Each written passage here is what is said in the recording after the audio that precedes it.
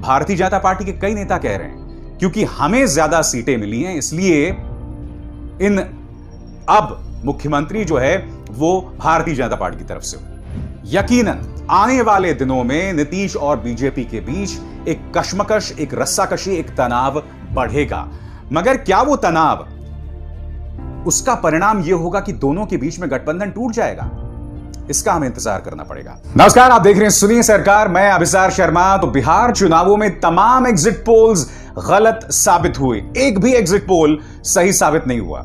दोस्तों, यही वजह है कि चुनावों को लेकर मैं कभी भी भविष्यवाणी नहीं करता, क्योंकि देखिए दिक्कत क्या है कि बेशक आप सभी विधानसभा सीटों में घूम लें और वहां पर हर विधानसभा सीटों में 50-50 लोगों से भी बात कर लेना, तब भी आप सभी लोगों से बात थोड़ी ना कर सकते हैं। बिहार में करीब 4 करोड़ वोटर्स थे, 4 करोड़ से ऊपर वोटर्स थे। अब लोगों की नब्ज जानने के लिए आपको कम से कम उन लोगों से तो बात करनी होगी। और यही नहीं, जरूरी नहीं कि जो शख्स आपको अपनी राय बतला रहा हो उसने वोट भी बिल्कुल इसी हिसाब से दिया हो। खैर, आज मैं बिहार चुनावों की आपसे बात करने जा रहा हूं और यह बात जो मैं लगातार अपने कार्यक्रमों में कहता रहा हूं कि तेजस्वी यादव बेशक हार गए हो, मगर हार के जीतने वाले को ही बाजीगर कहते हैं। और तेजस्वी यादव, मैं फिर से दोहरा दूं, क्योंकि आरजेडी सिंगल लार्जेस्ट पार्टी उभर कर आई है अपने वन मैन शो के चलते। तेजस्वी यादव ने साबित किया है, विपक्ष को बताया है कि चुनाव कैसे लड़े जा सकते हैं। आज मैं आपको यह बतलाऊंगा कि महागठबंधन क्यों हारा, मैं आपको यह भी बतलाऊंगा कि आखिर एनडीए कैसे जीता। ये तमाम मुद्दे मैं आपके सामने रखना चाहूंगा, मगर उससे पहले एक बहुत ही चिंताजनक खबर जो मैं आपको देना चाहता हूं। और यह अजीब और गरीब इत्तेफाक है कि बिहार में चुनाव जीतने के बाद ही सूचना और प्रसारण मंत्रालय ने यह आदेश पारित किया है जो इस वक्त आपके स्क्रीन पर है। इस आदेश के मुताबिक ऑनलाइन मीडिया और जो वेब प्लेटफॉर्म्स हैं, मसलन नेटफ्लिक्स, अमेज़न, अब ये सब सूचना और प्रसारण मंत्रालय के अधीन आते हैं। आपको याद होगा कि जब मामला सुप्रीम कोर्ट के सामने गया था तो गोदी मीडिया के बारे में इस सरकार का यह कहना था कि वो बहुत ही जिम्मेदाराना रिपोर्टिंग कर रहे थे, जबकि आप बखूबी जानते हैं कि खुद सुप्रीम कोर्ट ने तबलीगी जमात के मामले में लताड़ लगाई थी गोदी मीडिया को और मुख्य धारा की मीडिया को। और उस वक्त सरकार ने यह भी कहा था कि सही मायनों में ऑनलाइन प्लेटफॉर्म्स को काबू में लाने की जरूरत है, यानी कि मसलन मैं जिस मंच से आप तक विचार पहुंचा रहा हूं, ऐसे प्लेटफॉर्म्स पर काबू पाने की जरूरत है। अजीबोगरीब इत्तेफाक है कि बिहार में चुनाव जीतने के अगले ही दिन सरकार यह पारित कर देती है, क्योंकि अब तक हो क्या रहा है कि ऑनलाइन प्लेटफॉर्म्स के जरिए ही इस सरकार से सवाल किए जाते हैं। ऑनलाइन प्लेटफॉर्म्स ही एकमात्र ऐसी जगह बचे हैं जहां आम इंसान की आवाज उठती है। अब इस आदेश के बाद ऑनलाइन प्लेटफॉर्म्स हों या नेटफ्लिक्स और अमेज़न जैसे प्लेटफॉर्म्स, सभी सूचना और प्रसारण मंत्रालय के अधीन आ गए हैं। यह सरकार बतलाने का क्या प्रयास कर रही है? एक तो मैं समझ नहीं पाता हूं कि भारतीय जनता पार्टी को इस तरह से अपनी ताकत क्यों दिखलाने की जरूरत पड़ती है। खैर, इत्तेफाक ही होगा कि बिहार चुनावों के अगले दिन इन्होंने इस आदेश को पारित कर दिया। मगर आज मैं आपको बतलाने वाला हूं कि आखिर इन चुनावों में क्या फैक्टर्स रहे, कौन हारा, किस लिए हारा और कौन जीता और किस लिए जीता। सबसे पहले आपकी स्क्रीन पर यह चेहरा तेजस्वी यादव। तेजस्वी यादव ने सही मायने में पूरे विपक्ष को यह जतला दिया है कि चुनाव कैसे लड़े जाते हैं। तेजस्वी यादव ने कई ऐसी चीजें की जो कि सबक हो सकता है विपक्ष के लिए, खासकर जब वो भारतीय जनता पार्टी से टक्कर लें। वो भारतीय जनता पार्टी जो पैसे से लबरेज है, जिसके पास मुख्य धारा की मीडिया का पूरा प्रोपेगेंडा उसकी जेब में है। और यही नहीं, उसके साथ तमाम संस्थाएं हैं, प्रवर्तन निदेशालय यानी enforcement directorate, income tax, CBI, ये तमाम संस्थाएं उनके साथ हैं। और यकीन मानिए उनसे लड़ना आसान नहीं है। बीजेपी की जेबें जो हैं वो इतनी डीप हैं, इतनी गहरी हैं उनकी जेबें कि उनके साथ आप मुकाबला ही नहीं कर सकते हैं। और तेजस्वी यादव ने एक साफ सुथरा चुनाव लड़के और उन पर निजी हमले हुए। वो निजी हमले नीतीश कुमार ने भी किए, वो निजी हमला प्रधानमंत्री नरेंद्र मोदी ने भी किया, मगर इस शख्स ने अपना आपा नहीं खुआ। और इस लिहाज से मैंने मैदान में एक निहायत ही परिपक्व राजनेता को दिखा और इस लिहाज से मुझे लगता है वो सही मायने में मैन ऑफ द मैच साबित हुए।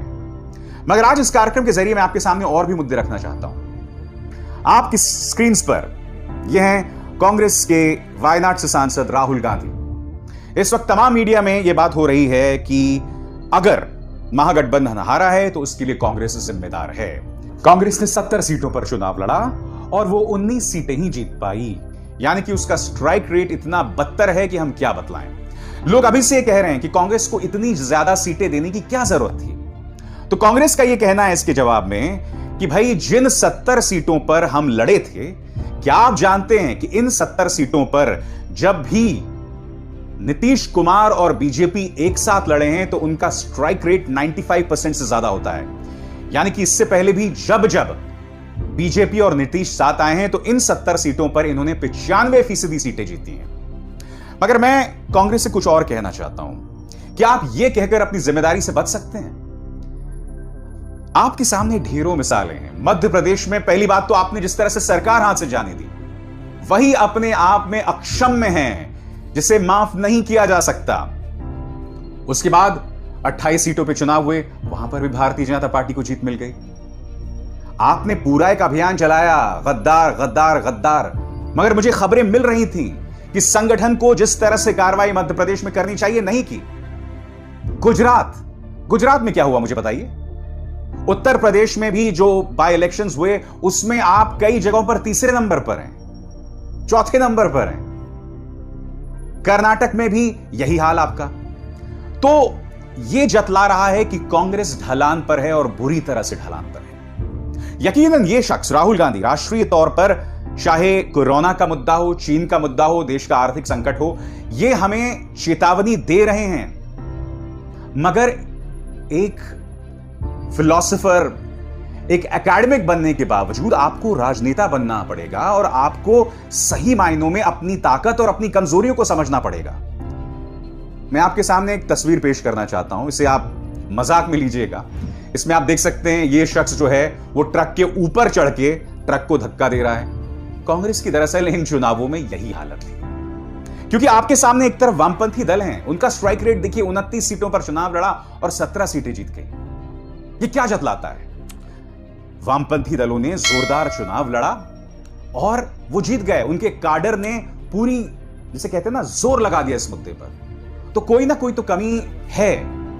मगर हकीकत यह भी है दोस्तों कि कांग्रेस को हम पूरी तरह से दोष इसलिए नहीं दे सकते क्योंकि सीमांचल का जो पूरा इलाका है और कई जगहों पर अगड़ी जातियों का बहुत जबरदस्त ध्रुवीकरण हुआ है। यानी कि वो एक मुश्त होकर उन्होंने एनडीए को, बीजेपी को, जनता दल यूनाइटेड को वोट दिया है, क्योंकि उनके सामने प्रधानमंत्री ने एक बहुत ही जबरदस्त शिगुफा, एक बहुत ही जबरदस्त तुरुप का पत्ता छोड़ा था, जंगल राज का युवराज। और यही नहीं, एक बार फिर कई जगहों पर बहुत ही उग्र तरीके से ना सही मगर हिंदू मुस्लिम सियासत होती नजर आई, जिसके चलते जो फॉरवर्ड कास्ट वोटर था वो पूरी तरह से एनडीए के साथ जाता दिखाई दिया। और कहीं ना कहीं तेजस्वी यादव को यह उम्मीद थी कि कांग्रेस के साथ जो फॉरवर्ड कास्ट वोटर है वो आएगा और कांग्रेस उन फॉरवर्ड कास्ट वोटर्स को अपने साथ पूरे दमखम के साथ नहीं ले पाई। तो कांग्रेस की दिक्कत यह है। अब तीसरे मुद्दे की बात करते हैं। तेजस्वी पहला था, दूसरा कांग्रेस, और अब असदुद्दीन ओवैसी। कई लोग असदुद्दीन ओवैसी पर हमला बोल रहे हैं।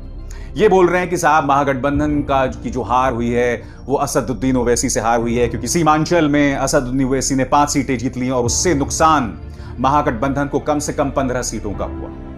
देखिए, सबसे पहली बात मैं बता दूं, हर किसी को चुनाव लड़ने का अधिकार है और यह बात भी मानिए, असदुद्दीन ओवैसी को यकीनन मुसलमानों ने वोट दिया।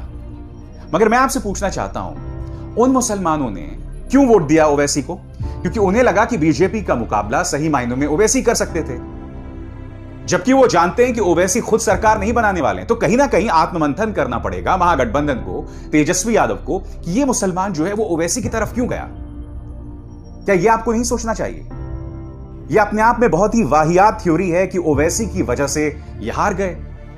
ओवैसी एक राजनेता हैं, वो चुनाव लड़ेंगे। 2015 में उन्हें कोई सफलता नहीं मिली, इस बार उन्हें सफलता मिली, क्योंकि ओवैसी लगातार कह रहे थे कि मैं पार्लियामेंट के अंदर राजद के नेताओं से, कांग्रेस के नेताओं से लगातार बात कर रहा था।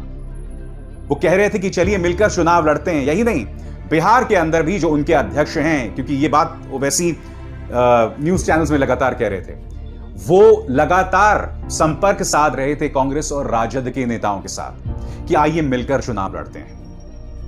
अब उनके इस बयान का खंडन किसी ने नहीं किया है।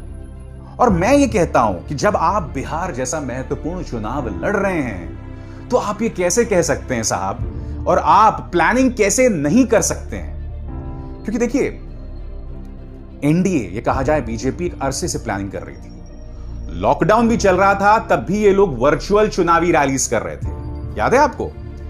अमित शाह बैठे हुए थे दिल्ली में और वीडियो के जरिए वो संबोधित कर रहे थे बिहार की जनता को, और ये सब लॉकडाउन के दौरान हो रहा था। मैंने इसकी आलोचना की है, मगर देखिए क्या है ना, भारतीय जनता पार्टी को सियासत करनी आती है। और उसी लॉकडाउन में तेजस्वी गायब थे। खैर, तेजस्वी गायब हो ना हो एक अलग मुद्दा है, नीतीश गायब थे उस वक्त। तो एक तरह से कहा जा सकता है कि सियासत कैसी करनी चाहिए वो भारतीय जनता पार्टी को पता है। तो ये तमाम फैक्टर्स हो गए, तेजस्वी यादव, कांग्रेस और असदुद्दीन ओवैसी। अब हम बात करना चाहेंगे नीतीश की। एक बार फिर नीतीश कुमार। देखिए, मुझे कोई आंकड़े बता रहा था कि एलजेपी ने नीतीश को कम से कम 25 सीटों पर नुकसान पहुंचाया है। क्योंकि जब महागठबंधन के लोग कहते हैं कि हमें क्या कहते हैं, ओवैसी ने 15 सीटों पर नुकसान पहुंचाया, तो एक आंकड़ा यह भी कहता है कि एलजेपी ने जनता दल यूनाइटेड को 20 से 25 सीटों का नुकसान पहुंचाया। ये पता लगी कि एलजेपी को एक सीट मिली, वो एक अलग बात है, एक अलग कहानी है वो। तो नीतीश बहुत ही दिलचस्प फैक्टर है। हर जगह उनको लेकर नाराजगी थी, हर जगह उन्हें लेकर लोगों में नफरत दिखाई दे रही थी। उनकी बौखलाहट हम उनकी चुनावी सभाओं में देख रहे थे। मगर यह भी सच है कि नीतीश कुमार को आगे बढ़ाने का काम प्रधानमंत्री नरेंद्र मोदी के करिश्मे ने किया है, भारतीय जनता पार्टी ने किया है। और वही हमें नतीजों में दिखाई देता है, जहां भारतीय जनता पार्टी को सीटों का फायदा भी दिखाई देता है। हालांकि उनका वोट प्रतिशत कम हो गया है, उसी तरह से आरजेडी का वोट प्रतिशत बढ़ गया है। तो सीटों की बात करें तो यकीनन बीजेपी को ज्यादा सीटें मिली हैं, और बीजेपी के दमखम से इसका फायदा नीतीश कुमार को भी हुआ है। मगर हम ये ना भूलें, नीतीश ने खूबसूरती से जातियों पर पिछले 10 सालों में काम किया। कुर्मी उनका वोटर था, दलितों से वो महादलित खींच कर ले आए, महिलाओं को एक अलग कंस्टिट्यूएंसी उन्होंने बनाई, एक अलग वोटर वर्ग बना दिया जो कि जातियों से ऊपर उठ के था। तो ये मेहनत लगातार नीतीश कुमार कर रहे थे, और हमारे पास ऐसे कोई प्रमाण बहुत मौजूद नहीं थे कि इन जातियों ने नीतीश कुमार को वोट नहीं दिया। धीरे धीरे चीजें सामने उभर कर आएंगी। महिलाएं उनसे कुछ नाराज रही होंगी क्योंकि शराबबंदी बाद में काम नहीं किया, मगर महिलाओं को साइकिल देना, उन्हें स्कूल तक पहुंचाना, ये तमाम चीजें थी। शहरी महिलाओं के जहन में डर था कि वाकई अगर तेजस्वी आ जाते हैं और राजद का जो इतिहास रहा है 15 साल का, वही जंगल राज दोबारा ना आ जाए। तो यह चीज महिलाओं के जहन में थी डर के तौर पर। यह चुनौती भी थी तेजस्वी के सामने। तेजस्वी ने बहुत कोशिश की, यही वजह थी कि उनके पोस्टर्स से उनके पिता गायब थे। तो इस चक्कर में इसका फायदा नीतीश को हुआ और नुकसान जो है वो तेजस्वी को हुआ। और अब हम बात करना चाहेंगे इस चेहरे की, यानी कि प्रधानमंत्री नरेंद्र मोदी। दोस्तों, लॉकडाउन की खराब प्लानिंग जिसके चलते बिहार के न जाने कितने मजदूर सड़क पर चढ़कर गए। प्रिंट की रिपोर्ट कहती है कि जो गरीब मजदूर पैदल चल के पहुंचा कर वो जब घर वापस पहुंचा तो उसकी नाराजगी नीतीश कुमार को थी, प्रधानमंत्री को लेकर नहीं थी। लॉकडाउन को लेकर खराब प्लानिंग, ट्रेन्स को लेकर खराब प्लानिंग, मगर ठीकरा जनता ने नीतीश कुमार के सिर पर फोड़ा। मगर चूंकि ये चुनाव थे तो जनता के सामने भी धर्म संकट था। और यही नहीं, डायरेक्ट टू होम ट्रांसफर्स के जरिए हो या प्रधानमंत्री की जो तमाम योजनाओं की घोषणा उन्होंने लॉकडाउन की कुछ लेके की, उसका फायदा गरीब तक पहुंचा। और यही वजह है कि भारतीय जनता पार्टी की सीटें बढ़ी। यही नहीं, बहुत ही खूबसूरती से प्रधानमंत्री ने चुनावी सभा में तेजस्वी को जंगल राज का युवराज बता दिया। ये जंगल राज के युवराज से बिहार की जनता पुराना ट्रैक रिकॉर्ड के आधार पर और क्या अपेक्षा कर सकती है। और सीमांचल में आते आते उन्होंने यह तक कह दिया कि जंगल राज में जिन लोगों का विश्वास है उन्हें भारत माता की जय और जय श्री राम के नारों पे आपत्ति है। बहुत ही खूबसूरती और चालाकी से प्रधानमंत्री ने बयान दे दिया और शायद आपको और हमको पता भी नहीं चला, इसका असर जमीन पर दिखाई दिया। संभवतः इसके चलते पोलराइजेशन भी हुआ, ध्रुवीकरण भी हुआ। और आप देख सकते हैं उस सीमांचल में जहां पर यह उम्मीद की जा रही थी कि ज्यादा सीटें जो है वो महागठबंधन लेकर आएगा, वहां खेल पहले तो ओवैसी ने किया और फिर प्रधानमंत्री के उस बयान ने किया। सबसे करारा झटका जो है वो कहा जा सकता है महागठबंधन को यहां पर लगा। अब मैं जानता हूं आप लोगों के जहन में सवाल होगा कि इसका असर क्या होगा। देखिए, भारतीय जनता पार्टी बहुत विचित्र तरीकों से काम करती है। जब भी वो ताकतवर होती है तो अपनी उस ताकत का मुजाहिरा करती है। बिहार में इन्होंने जीत हासिल कर ली और ज्यादा सीटें इस वक्त उनके पास में हैं। नीतीश कुमार मुख्यमंत्री रहेंगे, इसमें दो राय नहीं है, मगर क्या वो एक कमजोर मुख्यमंत्री रहेंगे? क्या भारतीय जनता पार्टी उनके पेशेंस को, उनके संयम का बार बार इम्तिहान लेती रहेगी? क्या इसके चलते दोनों में तनाव जो है वो बढ़ता जाएगा? क्योंकि इस वक्त भारतीय जनता पार्टी के कई नेता कह रहे हैं क्योंकि हमें ज्यादा सीटें मिली हैं इसलिए अब मुख्यमंत्री जो है वो भारतीय जनता पार्टी की तरफ से हो। यकीनन आने वाले दिनों में नीतीश और बीजेपी के बीच एक कशमकश, एक रस्साकशी, एक तनाव बढ़ेगा। मगर क्या वो तनाव, उसका परिणाम यह होगा कि दोनों के बीच में गठबंधन टूट जाएगा? इसका हमें इंतजार करना पड़ेगा। सुनिए, सरकार में बस इतना ही। अविसार शर्मा को दीजिए इजाजत।